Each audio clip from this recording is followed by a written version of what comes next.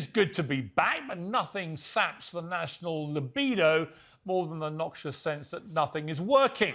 Most of us imagine that countries fall apart in violent shocks, like a stock market collapse or a military coup.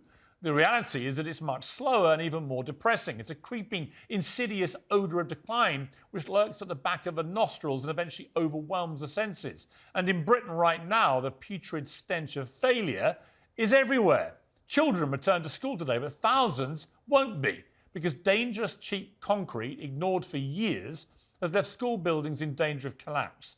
Instead of fronting up in interviews on how she'd handle this massive crisis, the Education Secretary did this. RAC stands for Reinforced Autoclaved Aerated Concrete, and it's a lightweight form of concrete that was used in building construction from the 1950s until the mid-1990s. Problems with the strength and durability of the material mean that some buildings may pose a threat to safety, and nothing is more important than the health and safety of children and staff.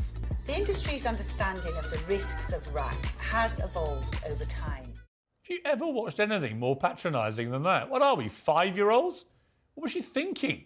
The education system is quite literally collapsing. And the Education Secretary uploads a video that looks like a health and safety training manual from 1995. Well, this morning, when we finally decided she ought to answer some questions, Keegan somehow managed to make it worse. It is not the job of the Department for Education, but we chose to do that because we wanted to make sure that we had that information centrally. On top of that, we wanted to... on that, sorry. Yeah. But you're saying that the government is not responsible, ultimately, for the safety of children in schools? The school building's responsibility is with local authorities and multi-academy trusts. Do you believe the government did everything in its power? But we've taken it further now. So let me get this straight, sorry. So the Education Secretary of this country, in our government, is not responsible for schools literally falling to pieces. Well, whose job is it then? Whose responsibility is that? With her reputation appropriately disintegrating faster than some of these schools, she was then caught on a hot mic saying this. Thank you.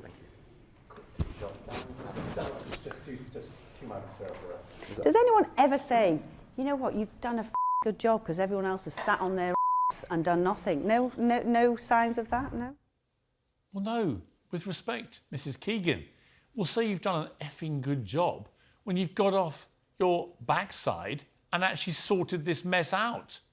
Crumbling buildings are the perfect metaphor for how most people feel about the country right now. And sadly for the government, it's not the schools. One hospital made from the same shoddy concrete says it can only treat fat patients on the ground floor in case they fall through the floors above. Sounds like a comedy sketch, but it's real. This is happening in Britain in 2023. It feels like a country with neglected, failing infrastructure where national paralysis lurks around every corner. Looks like 250,000 people face travel chaos when the air traffic control system is brought to its knees by one single misfiled flight plan. More than 7.5 million people are stuck on the NHS waiting lists. Seeing a GP is like asking for an audience with the Pope. It rained most of the summer, but there's hosepipe bans in several places because our rotten water companies almost literally failed to fix the roof when the sun was shining. Our biggest supermarket chain says it's strapping body cameras on its workers because they're so worried about the rise in violent attacks on staff.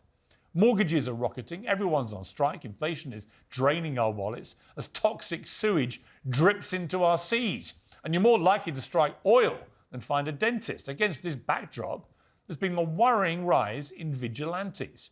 They've stepped in where police won't to shift eco-protestors off our roads, and they've taken to now ransacking the new ULEZ clean air cameras in London, which now bill motorists £12.50 a day for driving in the city in older cars.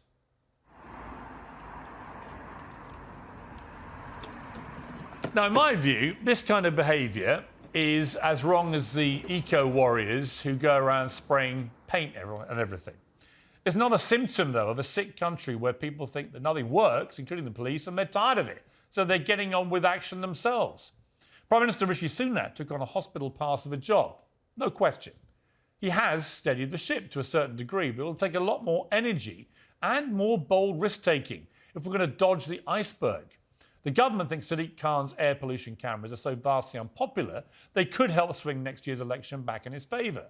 But the only air quality they should be worrying about, honestly, is the stench of national decline.